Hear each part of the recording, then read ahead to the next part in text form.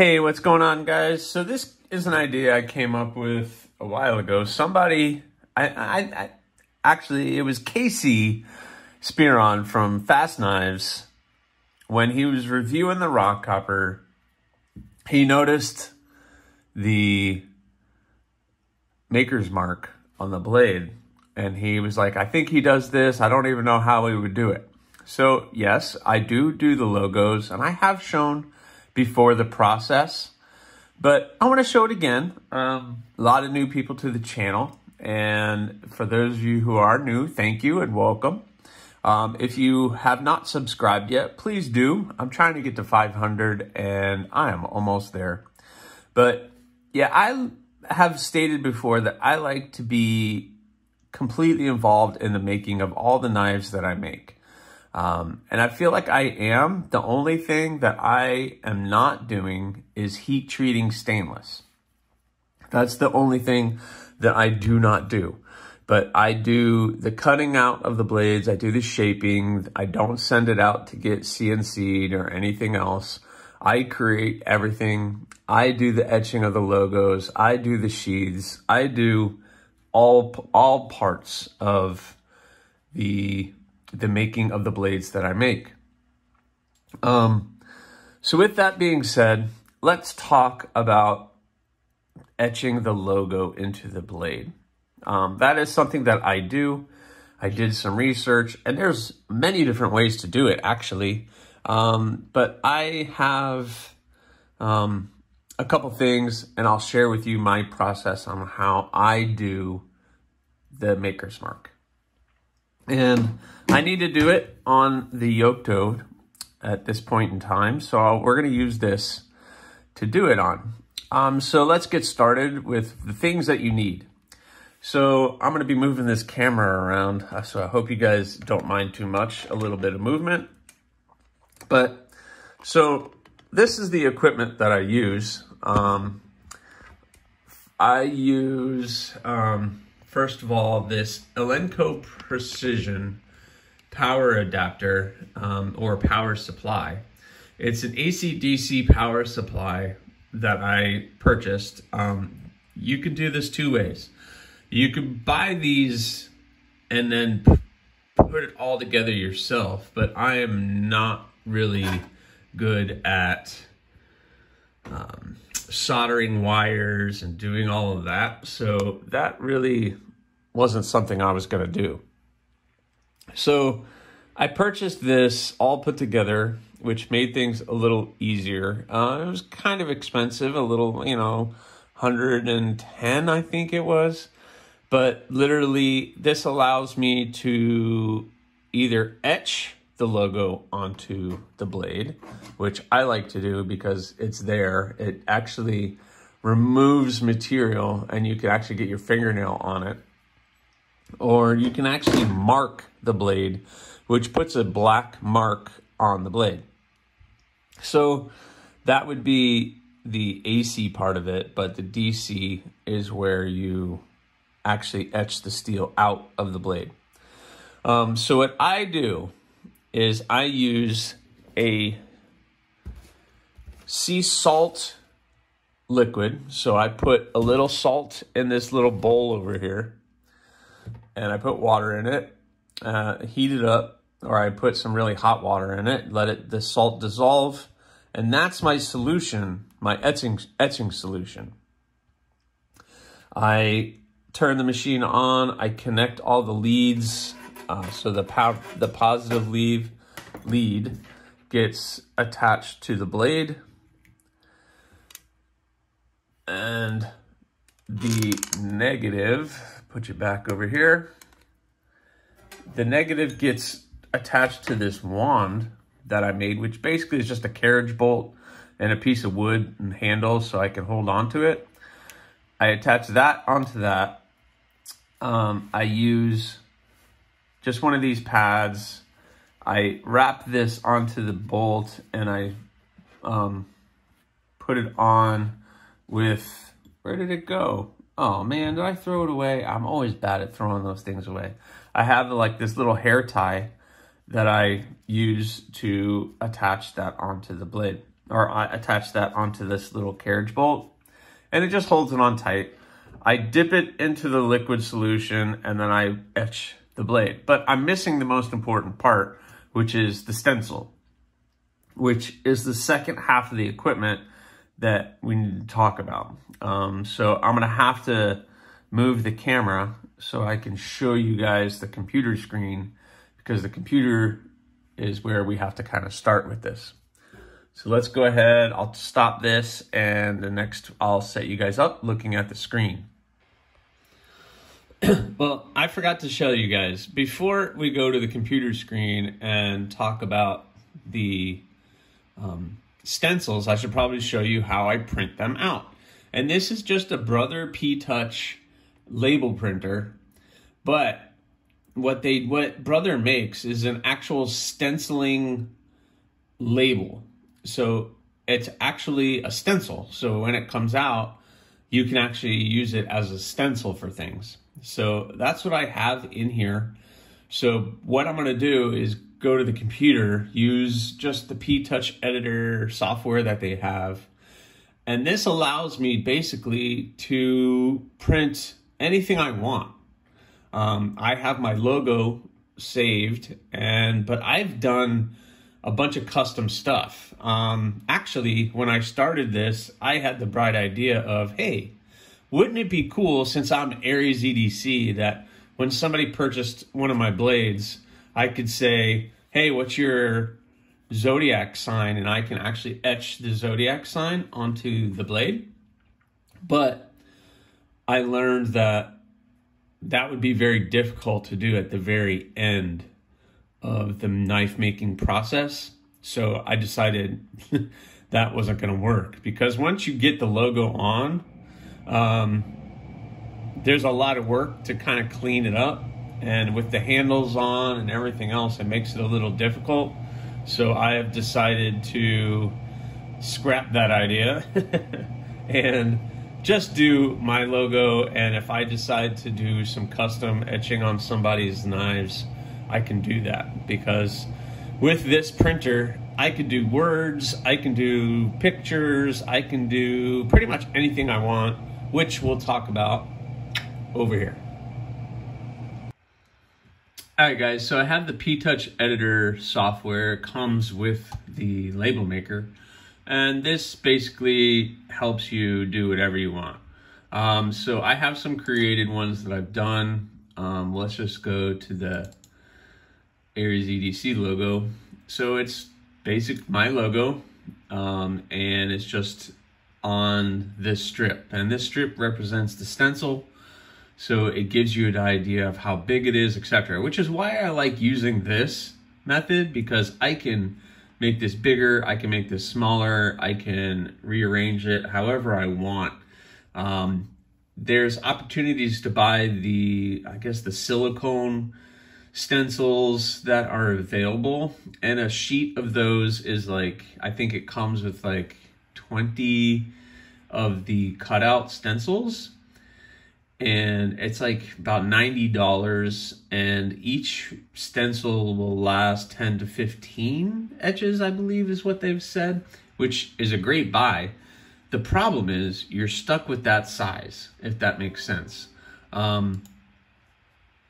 which I guess is not too bad, since most of my knives, you could put the same size logo, but there's some knives I like to make it a little bigger. I can make it a little smaller, depending on if it's a smaller blade, etc. So, you know, I like to play with that and have the freedom to be able to adjust that however I wish. Plus, this allows me to do different things. Like I said, I've created stencils for all the zodiac signs and everything else. I can also, let's see, I can also do, like, I did something for my wife, and I did the phases of the moon. And as long as it's a pretty simple black and white type of image, I could basically turn that and etch it onto the blade, which is very cool for me, because if I decide I want to do something cool and custom on there, then I can do that, which I have the opportunity to do on that yoke dough. But also, if I need to do a word for somebody, I can print up letters and put somebody's initials or whatever. So I can do many different things with this machine and using it this way. So let's go back to my logo. So that's a good size for this one.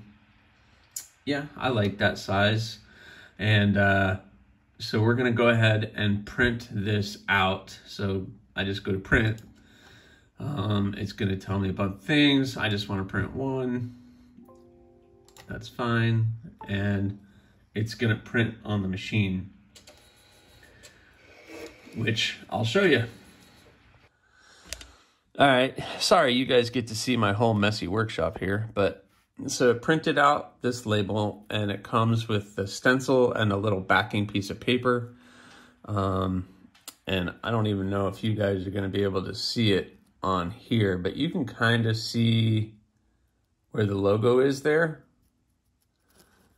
on the stencil, but it's very difficult to kind of see, but that allows me to, when I'm etching, only the logo right here will actually see through. So I put this down someplace safe so it doesn't get messed up, and we will start the etching. All right, guys, so we have the stencil, the machine's all set up. So now it's time to do the etching. But before we could do that, we really need to clean up the blade. So I just take some acetone, and we're gonna clean that off. Make sure there's no oils, there's nothing, which is why I'm wearing gloves, because I wanna make sure none of the natural oils from my hands or from anything else that I was doing is on the blade. So we're just gonna clean this up as best we can. Trying to get everything off as I beat up the camera, so I apologize, but it's right in my way. I always say, you know, I'll do everything I can, but sometimes the camera gets in my way. But anyway, all right. So I got that nice and cleaned off. We have our stencil. So let me get the stencil. Oh wait, before we do that, so what I have to do is tape the stencil onto the blade. So let me get some tape going here. So this process is something that, you know, as a maker, you always want to think about displaying your maker's mark, whatever it is. So my logo is one that is very important to me. It's something that I created, and then my daughter, who is an artist, she's always been an artist ever since she was young. She's also, she's 27, she's my stepdaughter, but she's also autistic. And so she saw me doodling my logo and coming up with things, and then she was the one who actually took that and made it into what it is now. So it's important to me. It's a really cool thing, and it means a lot. So I have the stencil. I'm gonna place it on and line it up to where I want it. You guys might not be able to see it on the camera. I don't know if you guys can pick that up, but yeah, it's really difficult for me to even see, but to make it to where you guys can see. But I just kind of line it up to where I want and what I think is gonna look good. And then the first piece of tape is always the most important, because that kind of gets me where I want it. Okay, so right about there. So the tape also protects the steel, because if I was to touch the wand to the steel, it would leave a mark, which obviously I spent all that time cleaning up the blade, making it look good. The last thing I want is to start etching onto the steel that I don't want etched. So we're gonna tape this all off on all four sides. Make sure we're nice, we're not covering the stencil. and kind of taping everything down. So the stencil is in place. You can see it, I think. Yeah, I can see it on the camera, so you should be able to see kind of where the stencil is. So let's back you guys up a little bit. So we're gonna attach that lead to the blade, and the other lead, like I said, is attached to this wand, which is the electrical connection. I'm gonna turn the machine on. I put the machine to about 8 DC volts, and now we are ready to start etching. So I'm gonna dip this into the solution, get that solution nice on that cotton pad, so now it's nice and wet, and I'm gonna just start dabbing onto the blade. And as you see it, you're gonna start to see it's starting to darken up, so you can see exactly what I'm etching. So right now I'm already starting to remove material and etching that into the blade, and I can actually feel the vibration through the wand of the electricity going through everything and that solution. So the salt water works. There's typical etching solutions that you can buy, but I don't know why I would buy when I can just buy that box of salt and it lasts me forever. And it works just as good, but you have to consider it's salt. So when I'm done with this etch, I need to clean up the blade really well because it's gonna rust. Because basically what I'm doing is just chemically rusting this blade so much where it's removing material. I don't know the science behind it. Listen, I'm just this silly little guy making knives in my garage. I don't know what I'm doing. I'm just having fun doing it. And that's the point, right? So you can see it's starting to get darker. I can see exactly what I'm doing. It's removing material on the pad. You can see it's starting to get dark on the pad. So I'm removing material from the blade and etching that in. So I'm just gonna keep dabbing, keep talking while I'm blabbing to you guys. I wanted to get a nice deep etch into this, so I'm gonna just keep going until I feel like I've gone deep enough. Usually you can see on the stencil, it starts to it got really sharp, and then it'll start to kind of fade, start to look a little weird. And that's when I usually know I've gone deep enough and it's time to pull the tape off. And once I pull the tape off, I'm probably not gonna show it, but I'll let you guys see it. I need to spray it down with something. I usually use Windex because of the ammonia effect on the Windex. It will stop the rusting of the blade. And then what I'll do is just take whatever grit sandpaper that I ended that with, and I'll clean that area up a little bit, try to get all of the etching material off, etc. And it just cleans up the logo that much more. So it really will come out. So I'm gonna go do that as soon as I'm done with this, and then I'll come back and show you guys. So you can see how it's starting to kind of fade out. And that's when I know I think I'm probably pretty good as far as depth on the etch. I don't want to go too deep, but you can see this is the process for which I do every single one of my blades every single time. And now we can detach that, and it's time to reveal what we've done. So this is a one-time deal. Once I take this off, it's over. I can't go back, I can't do anything, so I really have to make sure I did it properly or I went deep enough, and it just came with practice and doing it. So let's do the big reveal. Ta-da! All right, so there it is. Give it a good wipe down.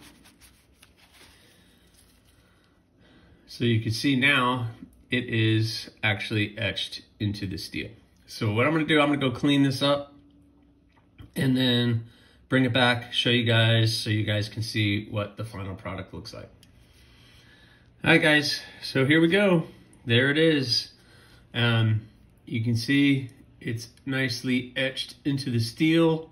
I got a good depth in there, and it's nicely placed on the blade. So that is the process for which I do every single one of my blades for the logo. So there it is.